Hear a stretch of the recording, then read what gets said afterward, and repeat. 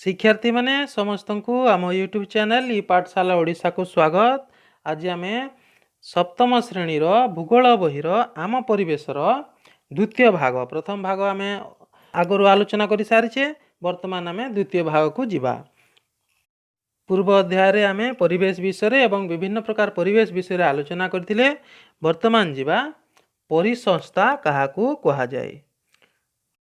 पिला माने तुमे माने विभिन्न समय रे विभिन्न स्थान रे छोट छोट परिवेश मध्य विभिन्न प्रकार जीव एका सांगरे बसवास करथिबार देखिथिबो। जेमिति कि नदी मध्य विभिन्न प्रकार जीव एका सांगरे बसवास करिथांती। माछ, बेंग, साप, विभिन्न प्रकार दल एमाने समस्ते परस्पर सहित निर्भरशील हो गोटे परिवेश रे बढ़ी थांती। ठीक सेमिति पोखरी, समुद्र इत्यादि जो जो छोट छोट परिवेश मध्य विभिन्न प्रकार जीव एका सांगरे गढ़ी उठी आमे परिसंस्था कहिबा। ताहेले परिसंस्था काहाकू कहिबा? कौनसी परिवेश रे रहिथिबा समस्त जीवंक मध्यरे निर्भरशीलता तथा सेमानंक परिवेश अंतर्गत भौतिक और रासायनिक उपादान मध्यरे अंतः संबंध को परिसंस्था कहा जाए। ए समस्ते शक्ति और द्रव्यर आदान प्रदान द्वारा संपर्कित।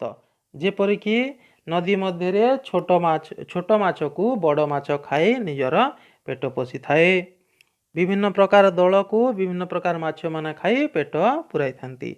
एहीपरि एका परिवेश रे रहुतबा विभिन्न प्रकार जीवंक मध्य विभिन्न प्रकार जिनिस आदान प्रदान खाद्य हो कि अन्य जेकोसी पदार्थर आदान प्रदान हो सेमिति जदि किछि संपर्क रहिथिबो सेही भली छोट छोट परिवेश को आमे परिसंस्था कहिबा। अनेक समय रे एही विभिन्न प्रकार प्राणी माने परस्पर मध्य निर्भर करिथांती। प्राणी, उद्भिद और मनुष्यंकर परस्पर सहित तथा सेमानंकर परिवेश सहित गढ़ी रहिथिबा निबिड़ संपर्क तथा निर्भरशीलता को परिसंस्था सृष्टि होइथाए। सुतरां एक विस्तृत चिरहरितरण्य, चारण भूमि, मरुभूमि, पर्वत, ह्रद, नदी, महासागर एपरिकी एक क्षुद्र पुष्करणी रे मध्य परिसंस्था गढ़ी उठी थाए।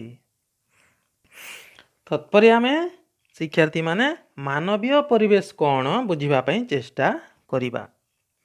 मनुष्य तार आवश्यकता मेंटाइबा पई प्राकृतिक परिवेश उपरे निर्भर करिथाए। मनुष्यर प्रत्येक समय रे प्रत्येक मुहूर्त रे विभिन्न प्रकार जिनिसर आवश्यकता पड़ी थाए। जेपरिकी खाद्य, वस्त्र, बासगृह एवं अन्यान्य सब विभिन्न प्रकार जिनिस फल रे परिवेश मध्य परिवर्तन हुए। आदिम मनुष्यर आवश्यकता खूब कम थिला एवं से प्रकृति सह निजको खाप खुआई चलुथिला। से आवश्यक पदार्थ मान सीधा सड़क तार चतुर्पार्श्वर संग्रह करुथिला।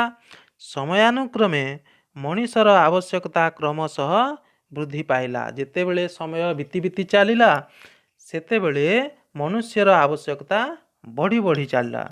से परिवेश को व्यवहार उपयोगी तथा परिवर्तन करिवार नूतन उपाय मान बाहर कला। आवश्यकता अनुसार मनीष तार बुद्धि एवं बल को प्रयोग करी परिवेश को परिवर्तन करिवा पई चाहिला। से कृषि करिवा पई जानिला। विभिन्न पशु को घरे रखी पालिला एवं स्थायी भावे बसवास कला। आगुरु मनीष माने कौन करुथिले? गोटे स्थान रे रहुथिले एवं सही स्थान रो विभिन्न प्रकार खाद्य शस्य सबु खाद्य भाव रे ग्रहण करुथिले एवं खाद्य अभाव पड़िले सही समय सही स्थान को छाड़ी अन्य स्थान को चली जाउथिले। किंतु मनीष तार बुद्धि विवेक को व्यवहार करी परिवेश को परिवर्तन करी शिखिला एवं एक स्थान रे स्थायी भाव रे बसवास करिबा को लागिला।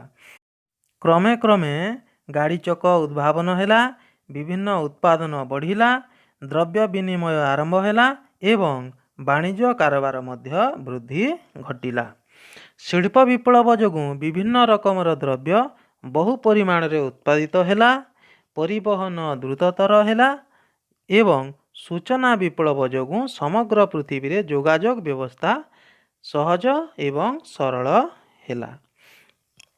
मनुष्यर जीवन धारा परिवेश द्वारा प्रभावित हुए।